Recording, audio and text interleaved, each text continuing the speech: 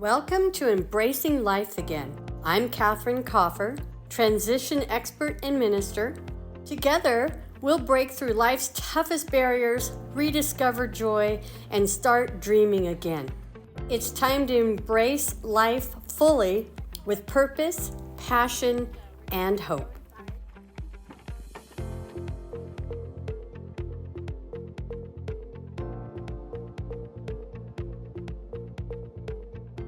Welcome to Embracing Life Again. I'm your host, Catherine Kaufer, where we bring inspiration through life's transitions.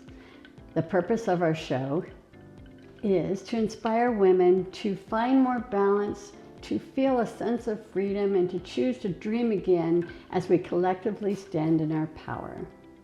Getting you unstuck in your trauma and or loss, and to be experiencing joy and to be able to dream again. So today, again, I have Barbara Karin Sommer, and I will be bringing her on here in a second. So don't forget, the Adventures of Zebby and Thea will be coming on in the last 10 minutes of this segment. So come over here, Miss Barbara. Here she is again. So people that don't know her, I'm gonna tell you who she is. So this is Barbara Karin Sommer. She is a Ph.D. intern, and she's been studying mind-body medicine since 1995. And she has a doctorate in acupuncture and Chinese medicine. So today we are going to be talking about, what are we going to be talking about today? It is overcoming limiting beliefs. We thought it was very important since our last conversation to bring this conversation to the forefront, because it's our beliefs are so important for overcoming things that we're experiencing and going through, and the different life stages that we have, right? Mm-hmm. Right. So anyway, so have you ever told yourself, I'm not good enough, it's too late for me, or who I am, I want to be more? These thoughts can seem so real, and if they're not true, today we're talking about limiting beliefs, right? And they can stem from what people have told you about yourself, about your childhood, teachers. Mm-hmm. So many things. They're lies. I say they're lies, but we accept them so easily instead of the truth. Mm-hmm. And that's why it is so important as parents and teachers to make sure that how we respond to kids is in an uplifting and encouraging way, because it really can affect what they think and feel about themselves. And it can influence and impact later. Their life forever, until they're ready to unpack all the lies that they've believed all their life, right? Mm-hmm. Yeah. And each of us will also decide things about ourselves. We have defining moments. We do. It's like being on the baseball team and the bases are loaded and you're up to bat. It's all on you. And if you hit a good hit, you can develop, that gives you evidence for positive things, right? But if you struck out and it's the last out, and you're going to probably feel bad about yourself, but it's how that's handled, right? I mean, it could just be feeling bad for the moment. Oh, that was a bummer. Or it could be that the child decides that they're a loser in general, which that's what we want to catch and make sure that doesn't happen in those moments. So true. Mm-hmm. So true. A lot of times we put it on ourselves.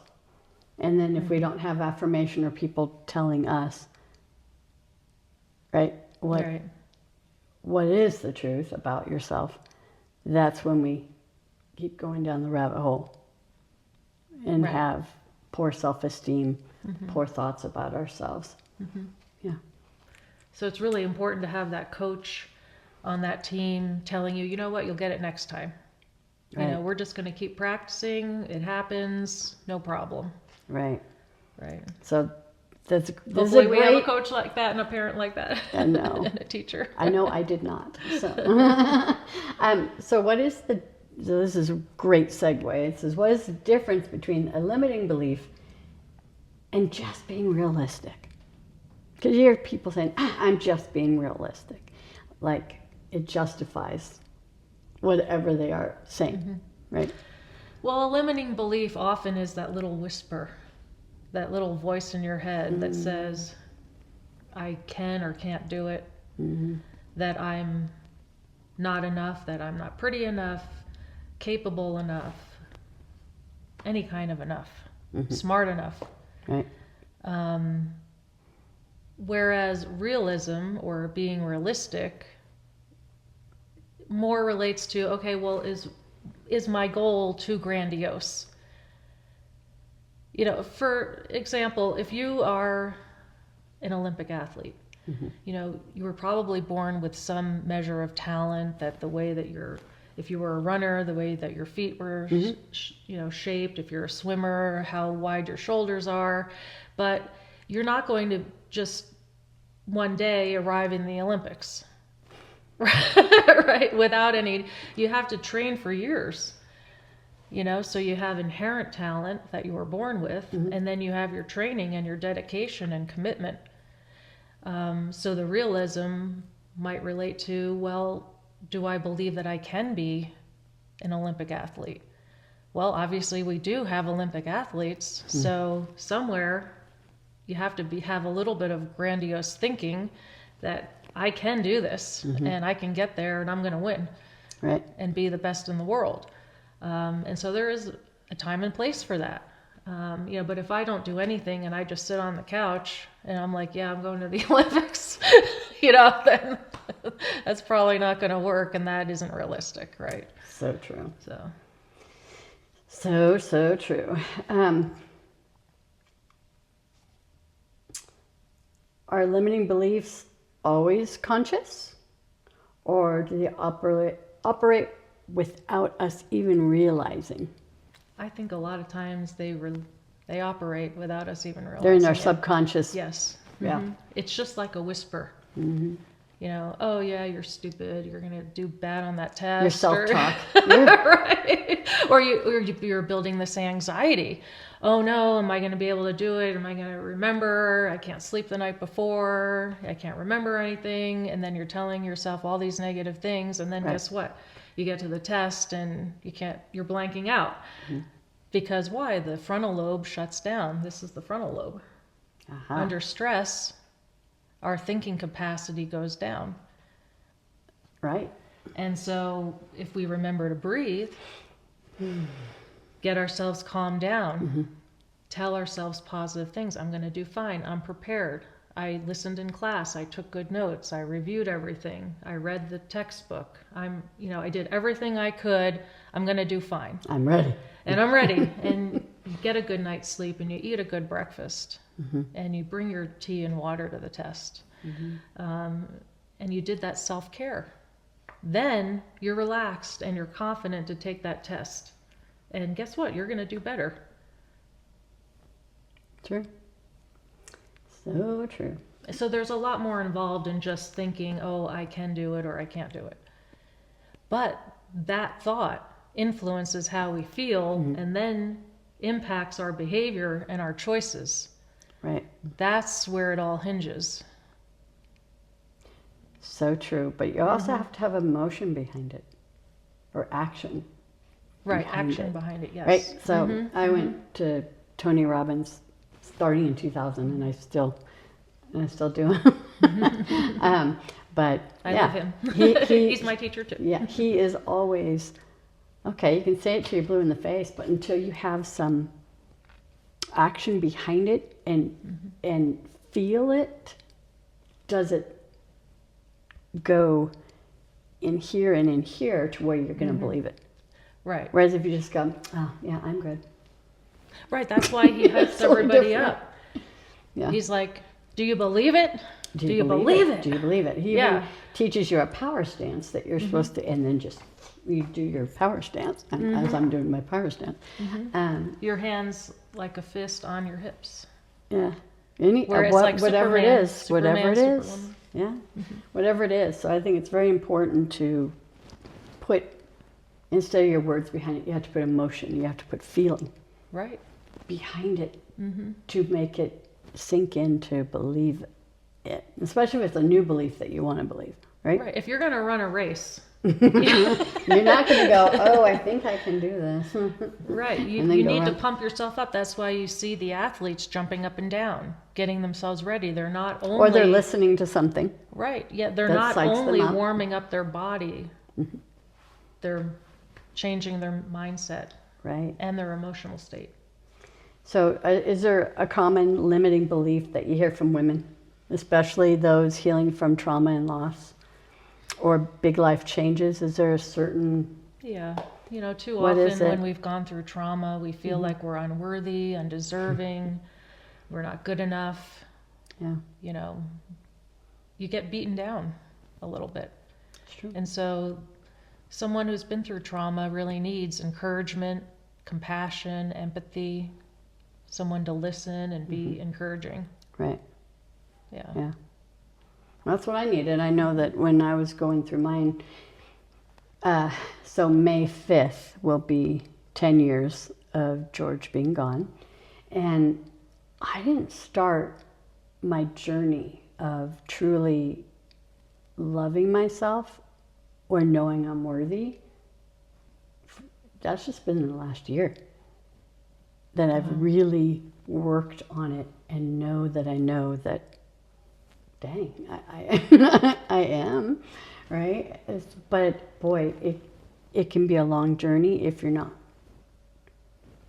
making it a goal to Right.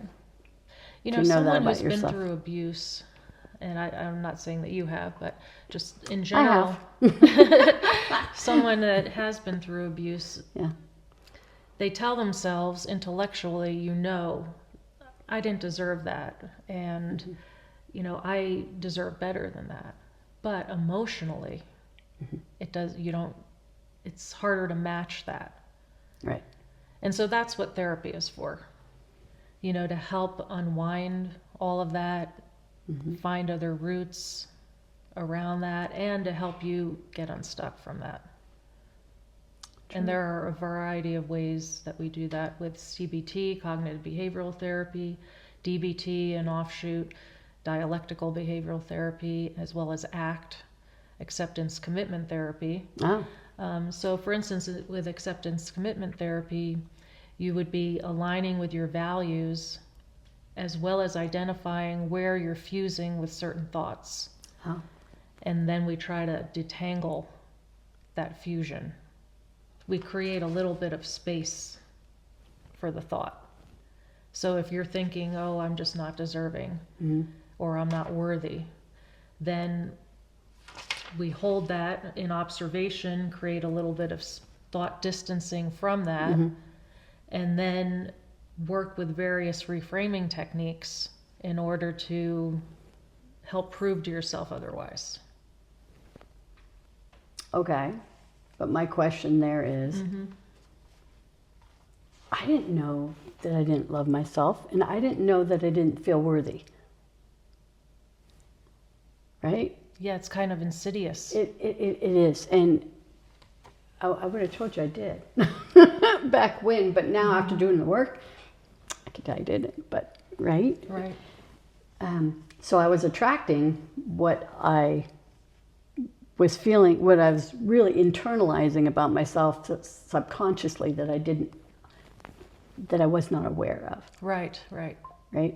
Our emotions are what vibrate out like a frequency that then attract like. Right, right. So if you're So if I'm very angry all of the time and frustrated and thinking everything's unfair, then I'm going to attract more unfairness. and more and more and more to prove your theory that, right? Yeah, so true, so true. Because I know if I am on if I'm higher frequency, right, and I know that I'm having a good day and I'm feeling blessed, I'm feeling good about myself, different things happen to you. right?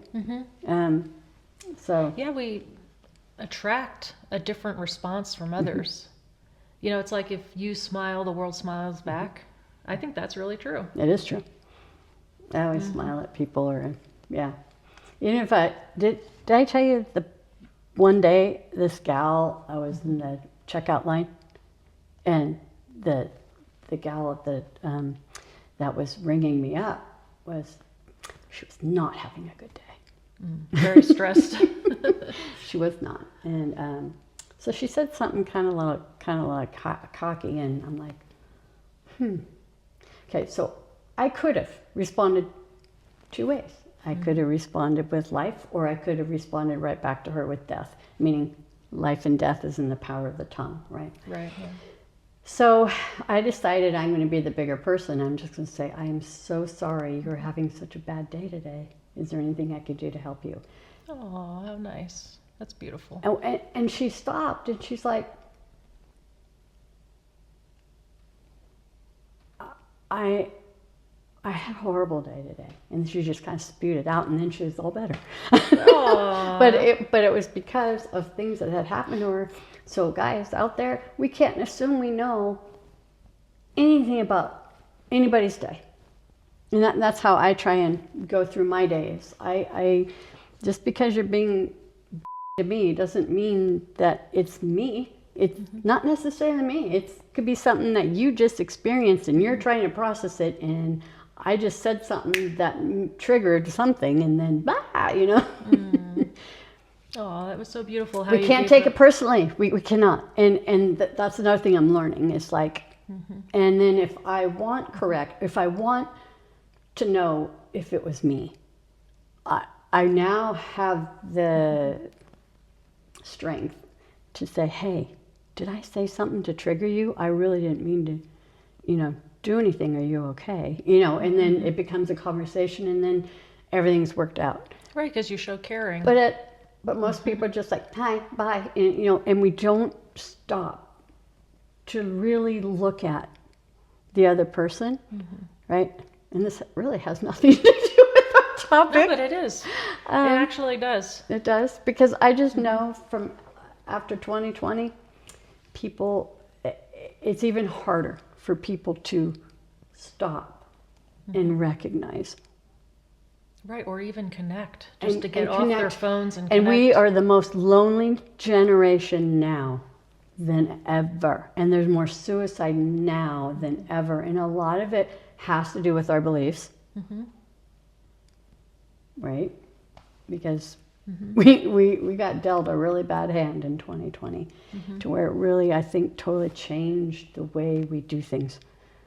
Right? Yeah, I think so too. And the way that we relate with others as well as ourselves. Right. Even with some of the things going on with the stock market and the tariffs, it could change someone's outlook of not only of our economy, but our well-being potentially. It's true. And so our mindset around it, one person might say we're doomed, and the other person might say, well, it's an opportunity for growth, right? Which hopefully it is, and that we're going to be okay. We're going to get through this. You know what? Yeah. Somehow, we always get through it. That's true. Somehow we do. I don't always know how. But as long as you know what? This is temporary. That's another good thing. This is a temporary, this too shall pass. Yes, I like that. Yeah. I say that all the time. my nanny when my girls were young, she'd be going through so much stuff, and then she just goes, this too shall pass. And I just remember that, and I'm like, you know what? You're right. It will. It looks really bad right now, but somehow God gets us through it. I'm not, right? Yeah, I mean, we only grow during the challenging times, right? It's true. Well, maybe not only. And we can still enjoy when it isn't challenging, which we want. But I think we grow more when we have challenges and difficulties to overcome. So true. I'm going to say yes to this question, but can limiting beliefs be passed down from family, culture, childhood experiences? I say yes, because your parents kind of put it in you. Yeah, they plant seeds. They planted seeds in me that... Their attitudes, Mm-hmm.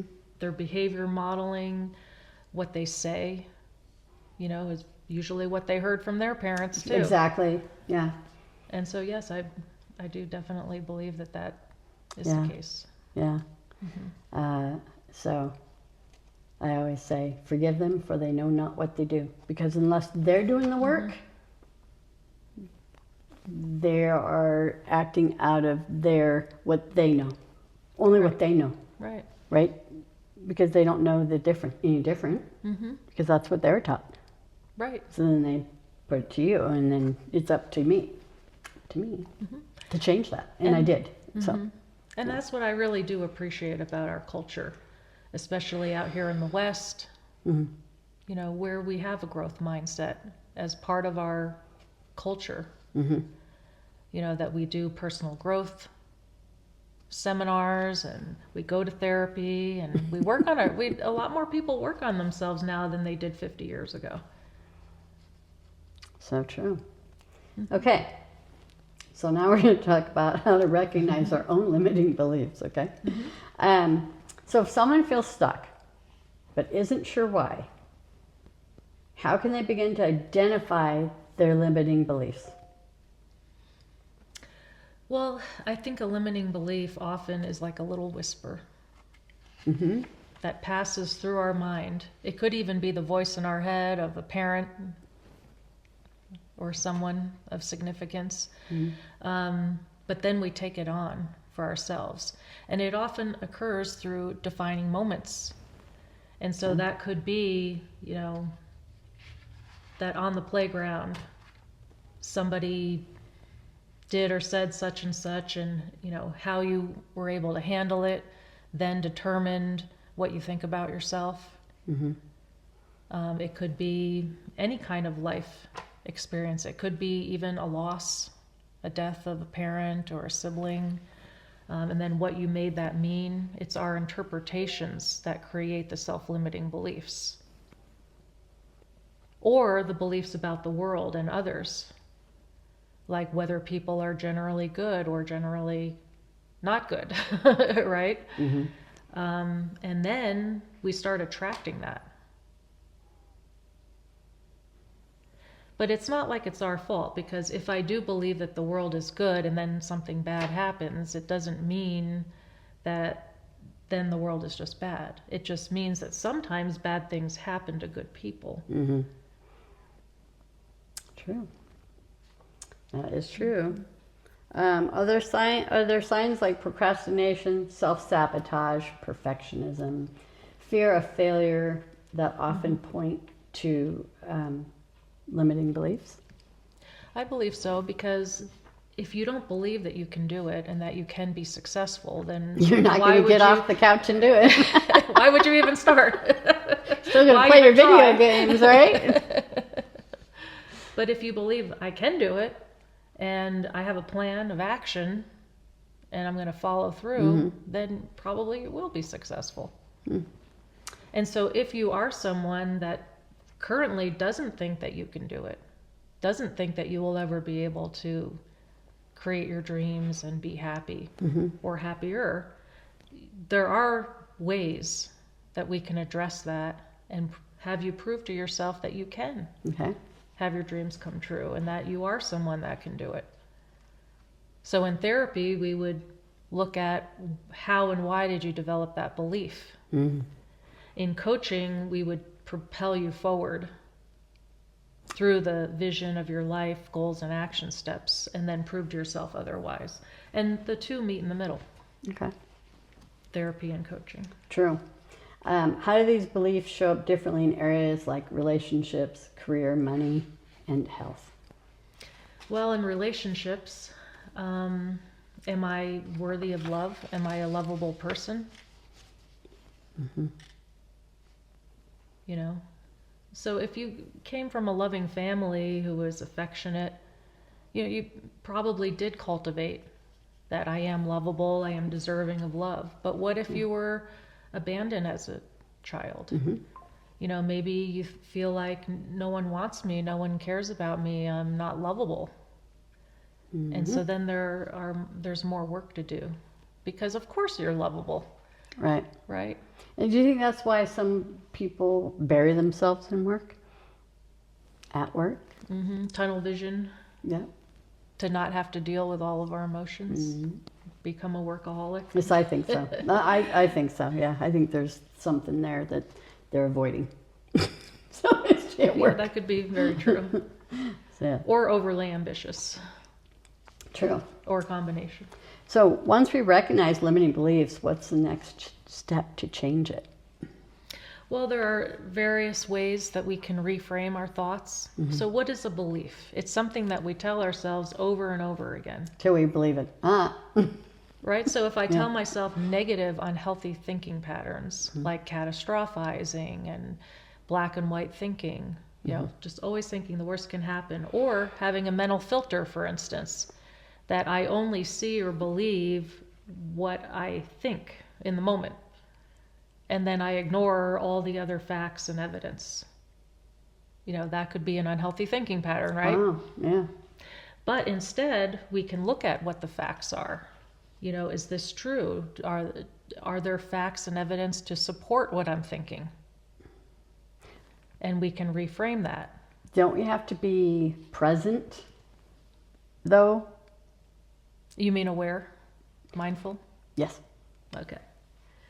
Well, yes. We have to be mindful of we have what to we're bring- thinking or doing before we can fix it. Absolutely. Because if you just go on with life and exist, you're not even thinking about it. Right? That's right. So if you have a block, there's probably a reason. There's something or some way that you're thinking about your situation that is causing you to feel stuck. So that's what we would unwind in therapy. Okay. So for instance, if you wanted to give yourself empathy, you could say, what would a friend say to me to encourage me? And then you could do that for yourself. And also that's what a therapist would do.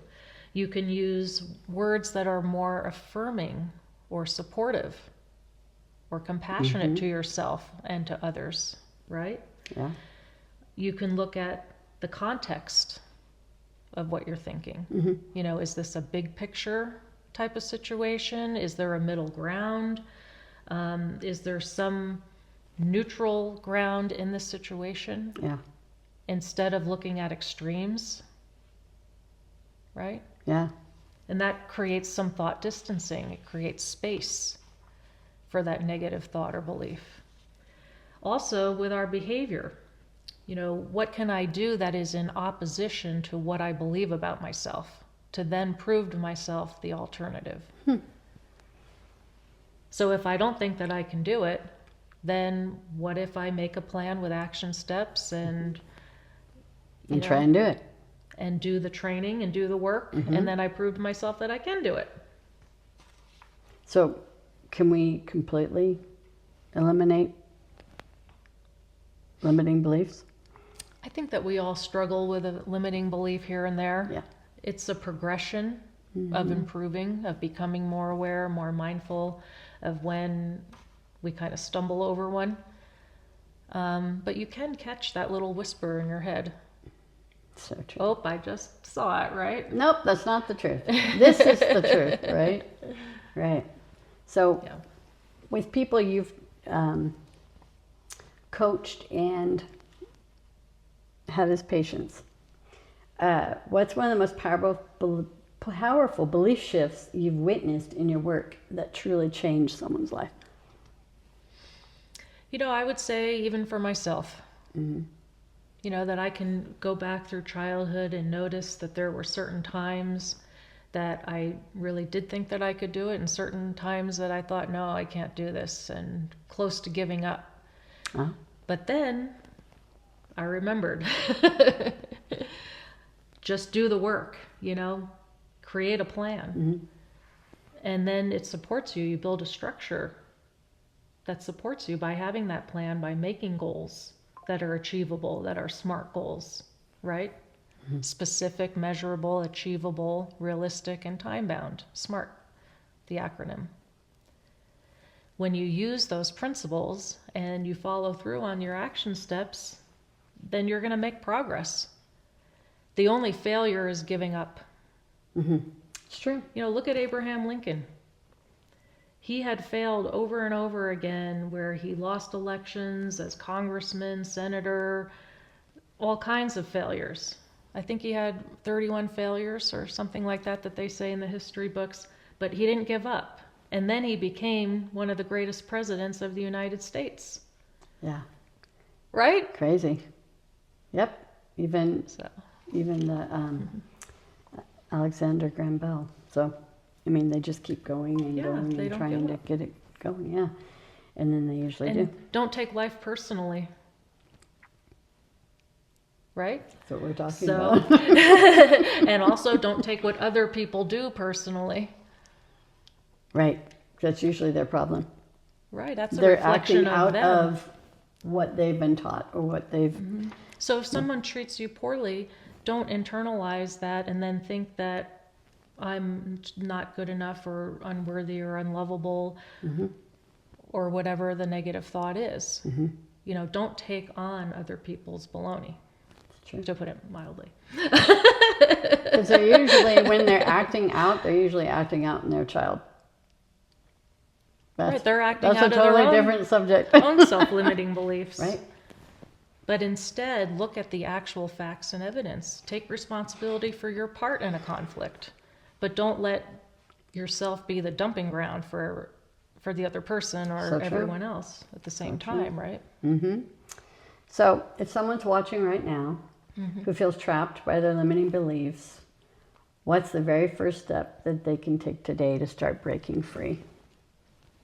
Pick up that phone and call or email the show and me, and I'll give you a free 30-minute consultation to help you. Okay.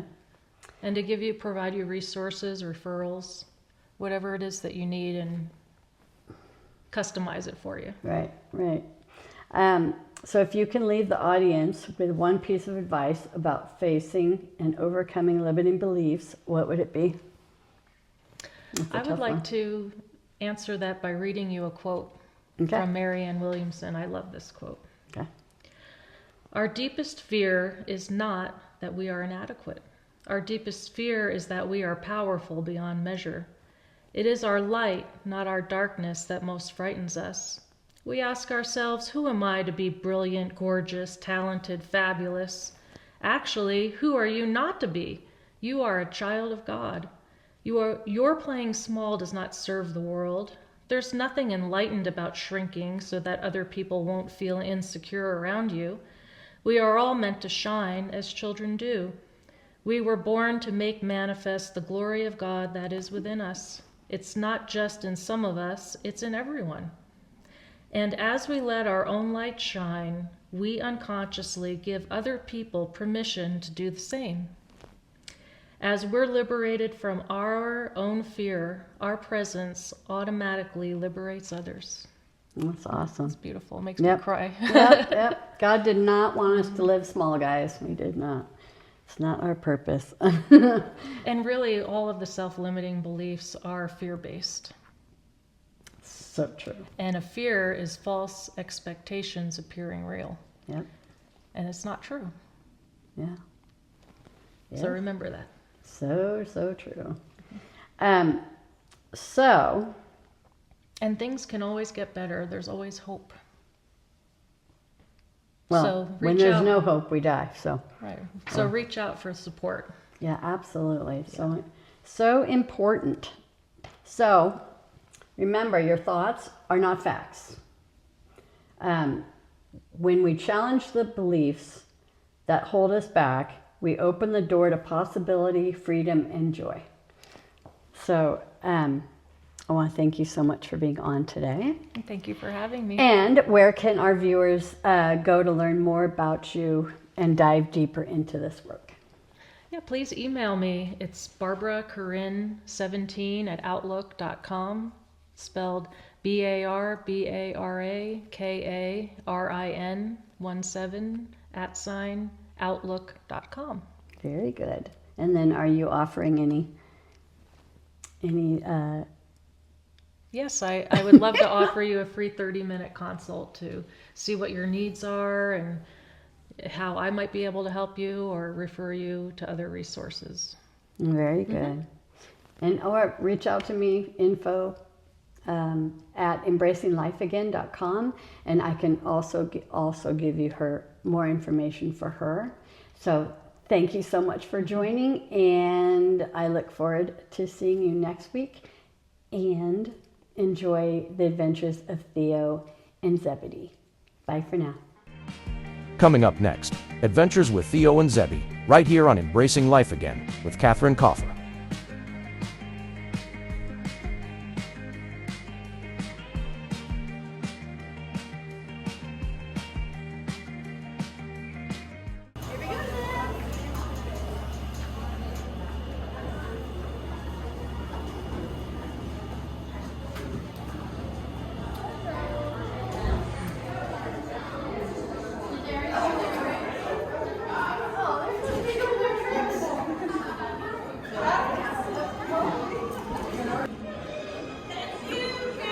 Okay, you ready? Let's go! Oh my God! On the pet costume Catherine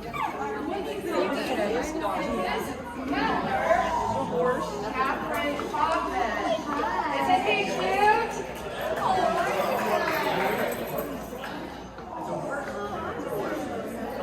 This is a mini horse. He's not a pony. Zebby is his name. And Zebby is a certified therapy animal. He visits many different homes. He helps people with their dexterity. He loves people to braid his mane. And how tall is Zebby, Catherine? He's 38 inches. So he's just a couple inches more than a yardstick. And he gives kisses. What are you doing? Did he eat treats? Looking for food. So what does he eat for treats? He eats horse treats, which is little nuggets of molasses and carrots and apples. And I don't know anything about horses, so where does he like to be petted? His favorite place to be petted is underneath his chin and then on his chest. I think he's found the treats in my hands.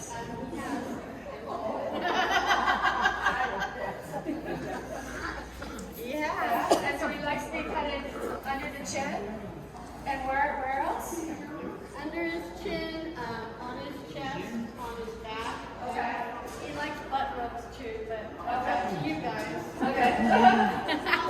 I'll leave that up to you. My son is showing miniature horses. He does. Yeah. Well, I'm teaching him to cart, Yep. so we can cart with you. They all cart, they show. Yep.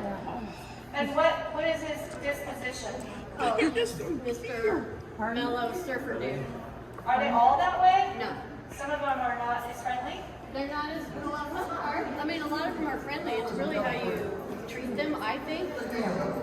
Well, you're like, come here, come here. Yeah. Just like any animal, right? Right. But he was chill from the minute I got him. So he just has that chill personality.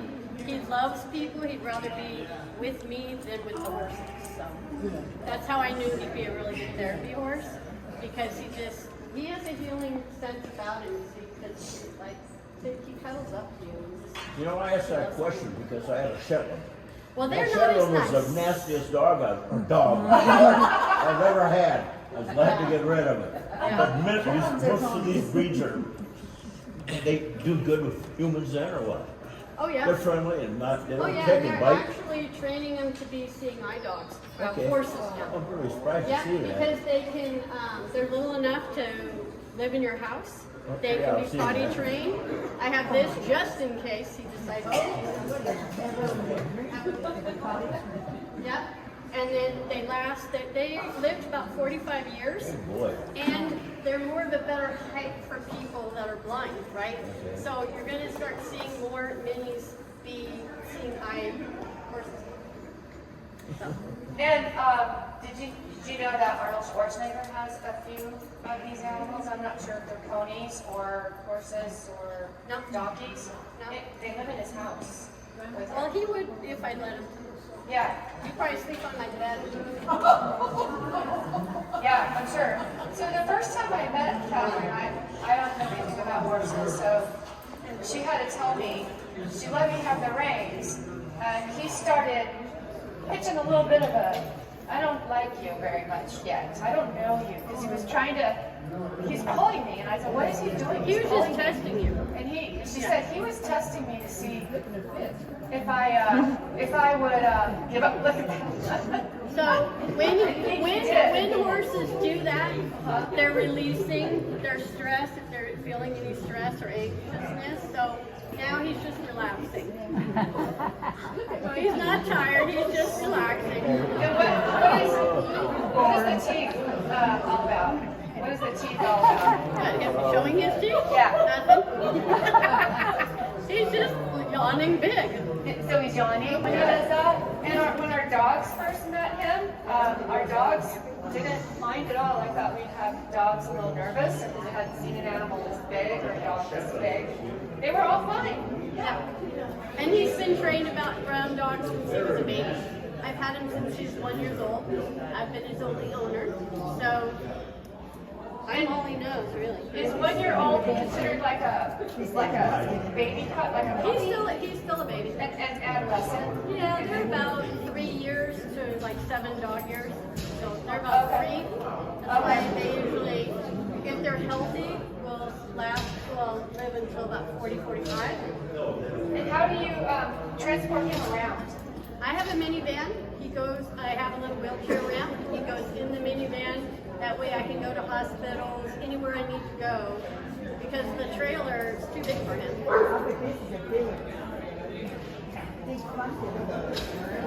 Big what? Oh, they love it. And I take him on hiking trails, and people are like, I thought that was a big dog. And then we have photo shoots on the hiking trail, because everybody wants a photo. Yeah. So, yeah. Thank you. And he thinks he's only 20 pounds because when I first met her, he sat on her lap, like a lap dog.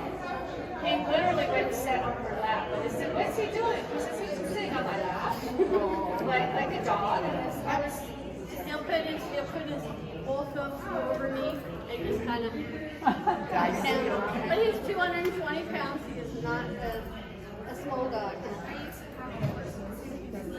I know. your biggest fan. Yeah. And so, what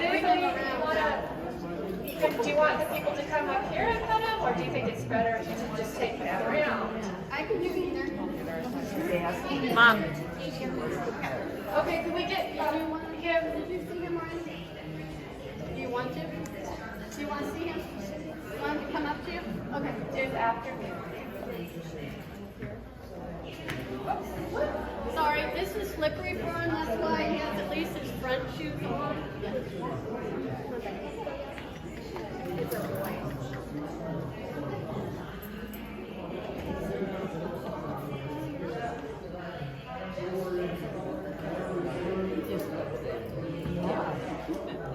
Where are you going, sir? Because there's food on that thing. There's carrots over here. Oh, he must smell the carrots. Yeah. Hi. Get your feet going. Okay. And he won't bite. I always tempt him. He won't bite. He'll lick and chew, but he won't bite. You want to see him again? Pass him. Okay. You want to see him again? Okay. Mom. Be careful. She'd like to pet. Yes. Well done.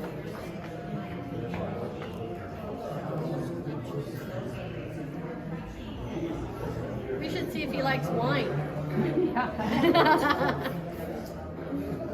I'm a pretty good bartender, dude. Yeah, you might like him, huh?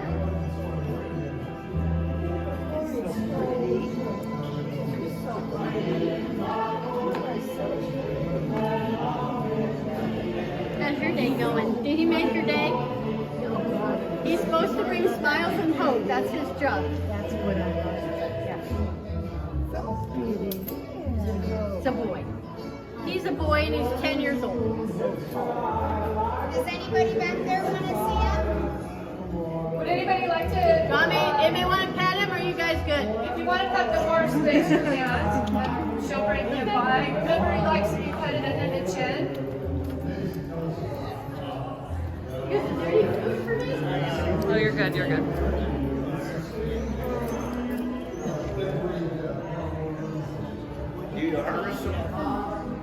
Thank you. Oh, you've gotten like 5 calls. I already.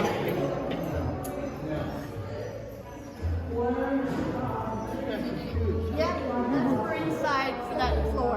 So he doesn't slip. This is his little hiking shoe. Oh boy. Here he is. That's a real unicorn, huh? You from the dentist, right? You guys want to say hi? What? Want to say hi? Sure. Hi, pretty boy. Hey, you're not done yet. Therapy horse, huh? I like his hat. Does he keep those on? Yeah, no, only on floors. Only for what? Only for those floors.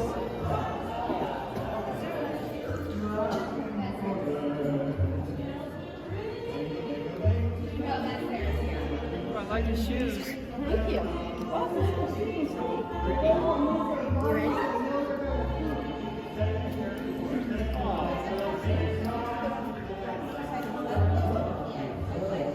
You guys. Bye, guys.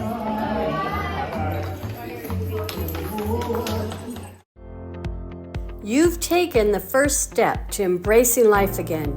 Let's continue to break barriers, find joy, and dream without limits. Join us next time, and let's discover inspiration through every transition together.